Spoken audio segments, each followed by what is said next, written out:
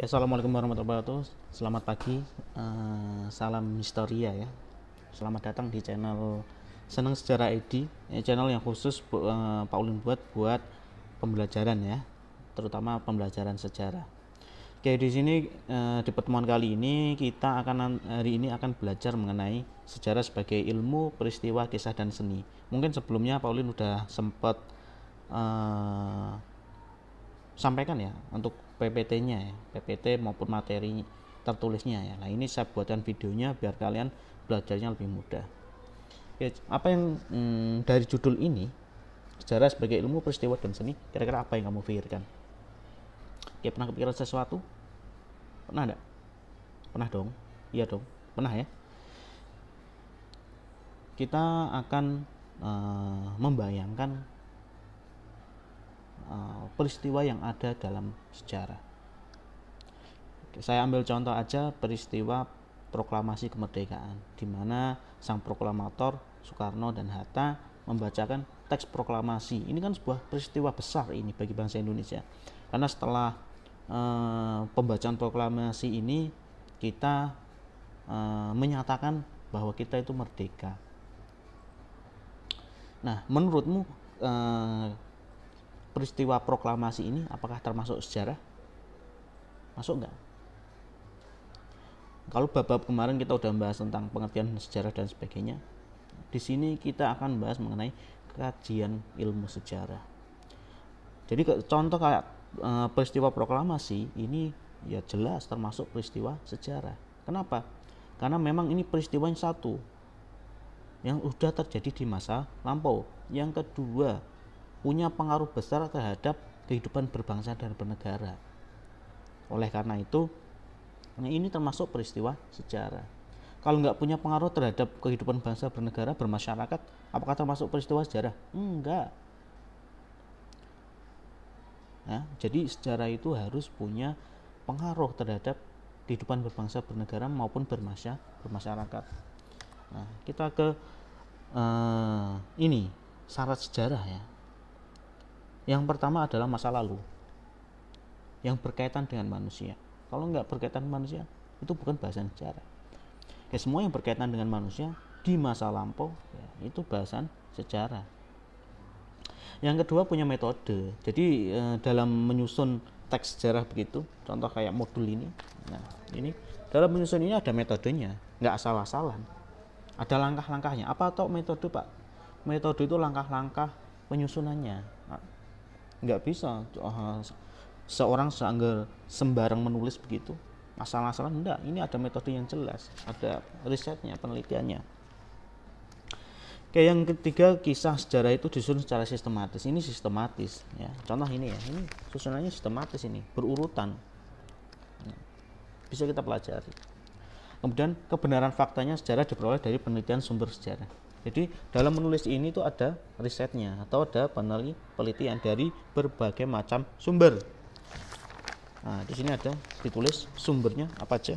Ini ada daftar pustakanya ya. Ini sumbernya. Jadi harus ada sumbernya. Kalau nggak ada sumbernya ya, faktanya dari mana? Kita bisa tahu ini benar apa enggak dari mana. Dan yang terakhir adalah harus objektif. Jadi nggak ada unsur apapun dalam menyusun ini, apa adanya, sesuai kebenaran. Jadi nggak ada kepentingan dan sebagainya, nggak ada. Oke. Yang pertama bahasanya adalah, jadi untuk memetakan dari berbagai macam peristiwa sejarah, makanya sejarah itu dibagi berdasarkan ruang lingkupnya. Ya, kalau kan juga bahasa di modul bisa atau di buku paket juga bisa ya. Kalau di modul ada di halaman 19 nih. Jadi dipetakan dari sebegitu banyak sekali peristiwa sejarah yang terjadi di masa lampau, yang penting-penting itu dipetakan berdasarkan ruang lingkupnya. Ada 4 ya, ada 4. Oke, yang pertama adalah sejarah sebagai ilmu. Nanti ada ciri-cirinya, bagaimana sejarah itu dikatakan sebagai ilmu. Yang kedua adalah sejarah sebagai peristiwa. Nanti yang ketiga adalah sejarah sebagai kisah, atau sejarah sebagai, yang keempat adalah sejarah sebagai seni. Dan contoh buku ini, modul ini, sejarah kelas 10 ya. Ini nanti coba nanti kita petakan. Ini termasuk dalam sejarah sebagai ilmu, peristiwa, kisah atau seni. Berdasarkan nanti ciri-ciri yang dimiliki. Oke, yang pertama adalah sejarah sebagai ilmu. Kalian bisa lihat nih di belakang di atas ya. Di atas ada 5 itu ciri-ciri sejarah sebagai ilmu. Jadi dikatakan sejarah itu sebagai ilmu itu ada beberapa hal ini teman. Tapi sebelumnya apa tuh menurut pengertian sejarah sebagai ilmu itu? Jadi peristiwa yang terjadi di masa lampau yang benar-benar terjadi dan dalam penyusunannya punya metode dan disusun secara sistematis. Jadi dalam penyusunannya itu harus ada metodenya dan secara sistematis. Ini baru dikatakan sejarah sebagai ilmu. Kalau dalam penyusunannya tidak ada metodenya, tidak ada dasar teorinya, tidak ada sistematika penulisannya, itu bukan dikatakan sejarah sebagai ilmu. Oke, itu pengertian kuncinya. Harus disusun secara sistematis dan metodis, secara urut dan punya metode. Yang ini kita langsung ke ciri-cirinya ya. Ciri-cirinya adalah yang pertama bersifat empiris. Empiris itu adalah berkata pengalaman atau kenyataan. Jadi sejarah itu harus disusun berdasarkan kenyataan, pengalaman yang ada, kenyataan yang ada. Kalau nggak nyata, peristiwa itu nggak benar-benar ada, tidak bisa dikatakan sejarah sebagai ilmu. Contoh, misalkan legenda di Semarang ya, legenda Rawapening ya. Kisah itu apakah benar terjadi apa enggak? Buktinya ada enggak? Ternyata setelah ditelisik, ternyata kisah itu tidak benar-benar terjadi, hanya sebagai legenda saja. Nah, makanya legenda itu belum bisa dikatakan secara sebagai ilmu. Kenapa? Karena tidak sesuai kenyataan. Yang kedua punya teori. Jadi dalam penyusunnya harus ada dasar teori. Pak, teori itu apa toh? Teori itu adalah sketsa pemikiran. Jadi orang yang setelah melakukan riset, penelitian yang lama-lama, akhirnya setelah penelitian lama ada kesimpulan. Nah, kesimpulan ini bisa menjadi garis besar atau bisa diambil secara umum, general. Nah, kesimpulan inilah yang disebut sebagai teori. Jadi orang mulai berdapat setelah melakukan riset ternyata contohnya gini lah, tahu teori apa itu, benda yang jatuh pasti ke bawah, itu kan teori gravitasi. Siapa yang mengatakan? Newton. Setelah penelitian berlama-lama, Newton ini mengatakan kalau benda yang jatuh akan tertarik oleh bumi, yang namanya gaya gravitasi. Ini juga salah satu contoh teori. Dalam sejarah ini banyak contoh-contoh tokoh. Ada Muhammad Yamin, Herodotus, dan Aristoteles dan sebagainya, Ibnu Khaldun dan sebagainya. Ini adalah tokoh-tokoh yang punya teori tersendiri. Yang kedua punya objek, punya sasaran. Objek itu sasaran. Jadi apa yang ingin dikaji, apa yang ingin diteliti dalam peristiwa sejarah itu harus punya objek. Kalau nggak ada objeknya, nggak ada yang diteliti dan bukan masuk sejarah sebagai ilmu. Oke, yang keempat adalah mempunyai generalisasi. Jadi punya kesimpulan umum yang berlaku umum. Jadi kesimpulannya itu bisa berlaku buat umum, menyeluruh. Nggak secara khusus ini benar, tapi kebenarannya itu buat banyak orang. Yang kelima ya adalah mempunyai metode. Jadi dalam penyusunannya ini harus ada langkah-langkah konkretnya. Nah, nanti untuk metode penelitian sendiri nanti kita bahas di bab selanjutnya. Ada nanti. Jadi itu ada 4 metode, 4 langkah dalam penelitiannya. Oke, itu penjelasan sejarah sebagai ilmu. Kemudian dalam sejarah sebagai ilmu sendiri punya manfaat. Jadi punya fungsi atau manfaat ya. Yang pertama adalah manfaatnya intrinsik. Intrinsik itu unsur dari dalam. Kalau ekstrinsik, X itu dari luar. Jadi manfaatnya keluar, ini ke dalam. Dalam itu bisa dalam diri kita masing-masing. individu begitu ya. Oke, yang pertama adalah sejarah sebagai mengetahui masa lampau. Jelas, sejarah itu untuk mengetahui kegiatan di masa lampau, peristiwa di masa lampau. Yang kedua, sejarah sebagai penyataan pendapat. Jadi pendapat kita, seseorang itu bisa dituangkan dalam tulisan, asalkan pendapat kita itu benar adanya, apa adanya, bukan karena kita berbohong, kita buat-buat karena ada kepentingan dan sebagainya ya. Yang kedua, sebagai profesi juga bisa. Jadi secara profesi ya banyak, bisa guru, kemudian ada sejarawan, penulis sejarah, kemudian di museum dan sebagainya, artefak arkeologi, banyak ya. Kemudian untuk manfaat untuk luar yang buat banyak orang masyarakat itu, sejarah itu bisa jadi pendidikan moral ya, untuk membentuk karakter orang. Bisa kita ambil tokoh dari keteladanan dari tokoh-tokoh, misalkan tokoh Soekarno, kita ambil poin-poin positifnya, bagaimana keteladannya yang bisa kita ambil, ini sebagai untuk membentuk pendidikan moral. Bisa sebagai menalar, kalau ngomongin sejarah ya nalarnya harus luar biasa, karena kita nanti berpikirnya dari berbagai sudut macam pandang ya. Jadi kita nanti telaah perspektif orang-orang, baru menyimpulkan, karena bisa jadi perspektif orang itu berbeda, sudut pandang orang itu beda-beda. Nah ini penuh penalaran yang ekstra, dan ini kelebihannya kalau kita belajar sejarah, tingkat nalarnya rata-rata tinggi ya.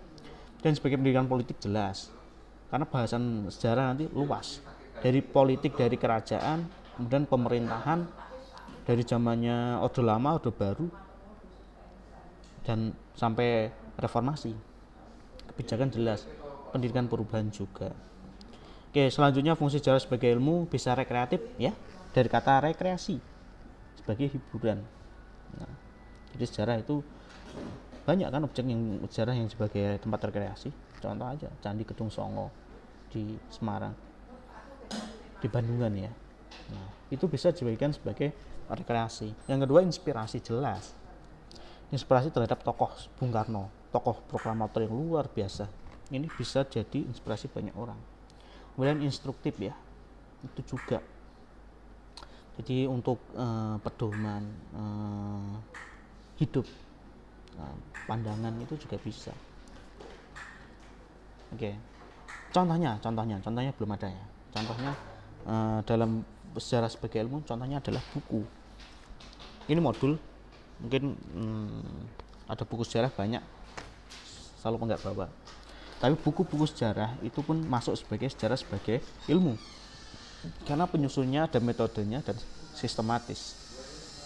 Ya, itu salah satu contohnya. Buku sejarah ya. Di buku-buku yang membahas tentang sejarah, yang punya metode itu. Modul ini juga bisa. Ya. Oke, kemudian yang kedua adalah sejarah sebagai peristiwa. Sejarah sebagai peristiwa sendiri artinya peristiwa apa toh? Kejadian yang terjadi di masa lampau yang benar-benar terjadi apa adanya. Sebatas itu ya. Jadi semua peristiwa yang terjadi di masa lampau yang punya pengaruh besar terhadap masyarakat, namanya ya. Oke, sebentar ya. Oke, saya hapus sebentar. Oke, selanjutnya adalah sejarah sebagai peristiwa. Syaratnya ini harus objektif, unik, penting, dan abadi. Objektif apa itu Pak? Objektif tadi harus sesuai realnya atau harus apa adanya. Jadi nggak boleh ditambahi ceritanya, nggak boleh dikurangi, harus apa adanya ya. Yang kedua, unik. Mungkin kalian nggak asing ya kata unik. Unik sendiri yaitu berbeda dengan yang lain. Orang kenapa kalau dikatakan unik? Karena beda dengan yang lainnya. Dia itu beda, namanya unik. Dan peristiwa sejarah itu unik, karena nggak akan sama dengan yang lainnya. Yang kedua, penting. Penting sendiri adalah harus punya pengaruh besar terhadap kehidupan bermasyarakat, bangsa dan bernegara. Jadi peristiwa yang nggak penting-penting, yang nggak punya pengaruh itu tidak bisa dikatakan peristiwa sejarah. Contoh apa Pak? Contohnya gini, sejarah hidupmu lah. ketika kamu belum jadi orang besar, kamu kan belum punya pengaruh terhadap masyarakat, bangsa dan negara. Maka sejarah hidupmu itu belum bisa dikatakan sebagai peristiwa sejarah. Contohlah kamu, kecuali kamu nanti suatu saat jadi orang yang berpengaruh, nah, dalam semua peristiwa yang berkaitan dengan dirimu itu nanti bisa masuk sebagai peristiwa sejarah. Misal kamu jadi presiden, jadi bupati, jadi wali kota, jadi gubernur misalkan, atau seni, sebenarnya nggak harus di bidang politik ya, seni pun bisa. Misal kamu jadi musisi yang menyetak banyak lagu yang punya pengaruh terhadap masyarakat, itu juga bisa termasuk ya. Yang keempat adalah abadi. Jadi peristiwanya tidak pernah berubah lagi, pokoknya begitu ya begitu terus, nggak bisa diulangi lagi, itu ya. Oke, sejarah yang ketiga adalah Pak, contohnya apa sejarahnya sebagai peristiwa? Nah, ini contohnya adalah peristiwa proklamasi. Ini juga termasuk sejarah sebagai peristiwa, karena peristiwanya hanya sekali, nggak bisa diulang lagi. Mau sampai kapanpun yang memproklamasikan kemerdekaan Indonesia ya Soekarno sama Hatta, tidak ada yang lainnya ya, tidak ada yang lainnya sampai kapanpun itu ya. Dan peristiwa-peristiwa yang lain, misalkan contoh perang Diponegoro, itu juga nggak bisa diulang ya. Oke, kemudian ada sejarah sebagai kisah. Yang namanya kisah adalah sejarah itu dapat diceritakan kepada generasi penerusnya. Jadi bentuknya itu cerita begitu. Narasinya itu pakai bahasa yang lebih santai, lebih enak. Dan untuk menyusun sejarah sebagai kisah sendiri, sejarawan itu memerlukan fakta dari sumber-sumber yang telah mengalami serangkaian metode. Tapi dalam menyusun kisah ini tetap harus ada faktanya, ada sumbernya yang udah diteliti juga. Jadi nggak bisa kalau ini sembarang kisah, nggak ada buktinya. Oke, ini interpretasi terhadap sejarah sebagai kisah ya. Yang pertama adalah interpretasi itu semacam penafsiran gitu ya, pendapat pribadi, pendapat. Jadi tingkat subjektivitasnya sangat tinggi dalam sejarah sebagai kisah, karena banyak faktor yang mempengaruhinya. Kenapa sampai subjektivitasnya tinggi? Yang pertama adalah kepentingan, karena ini kisah, cerita dari seseorang, ada mungkin kepentingan yang terselubung. Yang kedua, budayanya, pengaruh budaya juga sangat berpengaruh terhadap apa yang ingin diceritakan. Mungkin ketika ada menceritakan terhadap budaya yang enggak disuka atau yang berbeda, ini bisa saja yang diceritakan salah atau tidak sebenarnya. Kemudian perbendaharaan pengetahuan itu juga, jadi pengetahuan yang narasumber itu juga sangat menentukan kualitas dari apa yang dia sampaikan. Kemudian kemampuan berbahasa, mungkin dia dalam menulis itu pintar sekali, tapi dalam kalau mengungkapkan sesuatu agak kesulitan. Itu bisa jadi kendala juga dalam salah menginterpretasikan sejarah. Yang kedua, yang terakhir adalah nilai-nilai. Mungkin nilai di sini adalah kandungan yang ingin disampaikan, nilai kebaikan. Itu juga sangat berpengaruh. Sejarah sebagai kisah sendiri bisa meliputi sejarah politik, ekonomi, sosial, kemudian pemikiran, kebudayaan, maupun sejarah tentang teknologi. Jadi cakupannya cukup luas ini ya. Ini jenis-jenisnya sejarah sebagai kisah. Kemudian yang keempat atau yang terakhir adalah sejarah sebagai seni. Nah, seni sendiri ini kata kuncinya adalah di dalam hal keindahan. Jadi dalam penulisan sejarah nanti adalah menonjolkan nilai estetiknya, nilai keindahannya. Jadi udah nggak fokus pada faktanya, tapi bagaimana seseorang pembaca ini bisa masuk dalam cerita yang ingin disampaikan. Dan ini karena lebih fokus pada estetis, maka tingkat subjektivitasnya juga sangat tinggi. Karena pokoknya penulis mah pesan yang ingin disampaikan mudah dicerna oleh pembaca. Dalam penulisannya sendiri perlu bahasa yang menarik agar orang itu minat, tertarik, suka dengan yang disampaikan. Unsur-unsurnya sendiri dalam sejarah sebagai seni adalah yang pertama intuisi ya, intuisi, imajinasi, kemudian emosi, gaya, bahasa. Intuisi itu semacam pemahaman langsung. Dari dalam menonton atau mendengarkan kisah itu pemahaman langsung pembacanya atau pendengarnya itu seperti apa, penontonnya seperti apa. Yang kedua adalah imajinasi. Jadi perlu kita berimajinasi, menggambarkan sesuatu, mengimajinasi, kita membayangkan seperti ini ternyata peristiwa masa lalu itu. Kita ambil contoh lah, contohnya adalah berupa film ya, film dokumenter. Contoh film yang udah rilis, film Soekarno. Sang sutradara kan coba menyuguhkan seperti apa gambaran kehidupan Soekarno waktu itu. Nah, di sini penonton itu kan bisa berimajinasi, bisa membayangkan, ternyata begini tuh kehidupan Soekarno waktu itu, perjuangannya seperti ini toh. Kemudian yang ketiga pasti mempengaruhi emosi. Dalam menulis sejarah sendiri perlu emosi. Kira-kira si tokoh ini kondisinya seperti apa, emosinya ya. Bisa marah, sedih, atau lagi sedang emosi, sedang berduka dan sebagainya, menangis, tertawa. Yang keempat adalah gaya bahasa. Jelas karena ini tentang estetik, penggunaan bahasa, gaya bahasa ini sangat penting,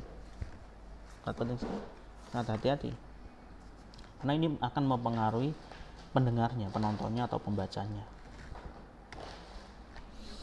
Oke, untuk kelemahan sendiri, untuk kelebihan atau kekuatan ini karakterisasi. Jadi punya karakter ya, punya kepribadian, mempengaruhi kepribadian.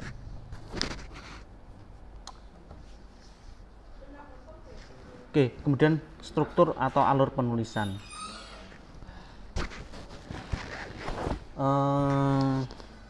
Alur penulisannya jadi cukup.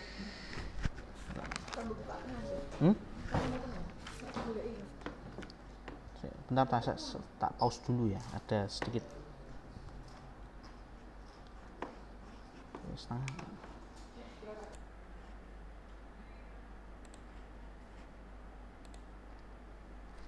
Oke, tak lanjut ya. Kekuatannya sendiri, kelebihannya, jadi dalam sejarah sebagai seni itu membuat karakternya semakin kuat. Jadi penguatan karakter terhadap tokoh yang diceritakan itu sangat kuat. Yang kedua adalah alurnya. Dalam penulisan sendiri alurnya bisa pakai alur karya sastra.